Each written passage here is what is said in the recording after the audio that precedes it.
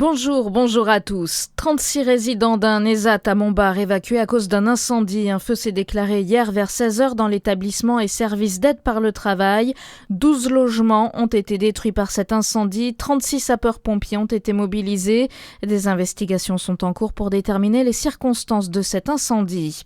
Un feu s'est déclaré hier en Gironde. 2000 hectares parcourus par les flammes dans le Médoc entre les communes de Somos-le-Porge et Lège-Cap-Ferré. Au moins 12 000 personnes ont dû être évacuées. La préfecture évoque une situation très défavorable avec un feu qui progresse. Le ministre de l'Intérieur, Laurent Nunez, était aussi en Gironde hier pour rendre hommage aux 2 pompiers morts en intervention. Dans le Doubs, une série de feux serait le résultat d'un incendiaire. Mardi, les sapeurs-pompiers sont intervenus sur 4 départs de feu en moins d'une heure, certains proches de quelques centaines de mètres seulement. La gendarmerie du Doubs soupçonne fortement que ces départs de feu soient volontaires. Une enquête est ouverte. La canicule du mois de juin a entraîné près de 5800 morts supplémentaires en France, une surmortalité jamais observée depuis l'été 2003, selon le bilan présenté hier par Santé publique France. Des décès qui concernent toutes les classes d'âge, même si les 75 ans et plus représentent la majorité. Les revenus des travailleurs indépendants classiques en Bourgogne-Franche-Comté augmentent, c'est ce que révèle la dernière étude de l'URSSAF. Le revenu annuel moyen des travailleurs indépendants classiques qui ne comptabilisent pas les micro-entrepreneurs atteint 44 440 € en 2024 dans notre région.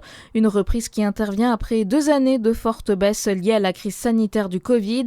Mais tous les départements ne sont pas impactés de la même façon, Clémence Lobary. Et c'est la Haute-Saône qui affiche la progression la plus marquée de la région, avec une hausse de 3,4% en euros constante.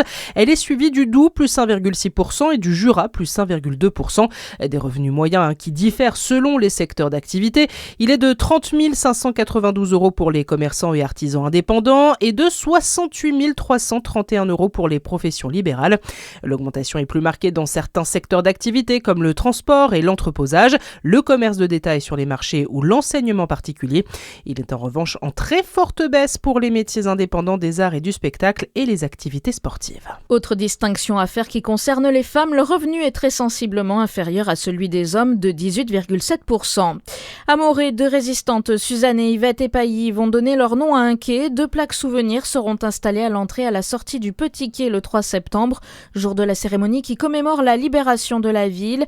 Entre 41 et 42, mères et filles ont activement participé à la propagande contre l'occupation nazie. Arrêtées et torturées, elles ont été déportées au camp de Mauthausen. Et puis Chalon dans la rue commence aujourd'hui. Jusqu'à dimanche, 200 000 visiteurs sont attendus pour cette 39e édition du fameux festival de théâtre de rue. À suivre votre météo sur Fréquence Plus.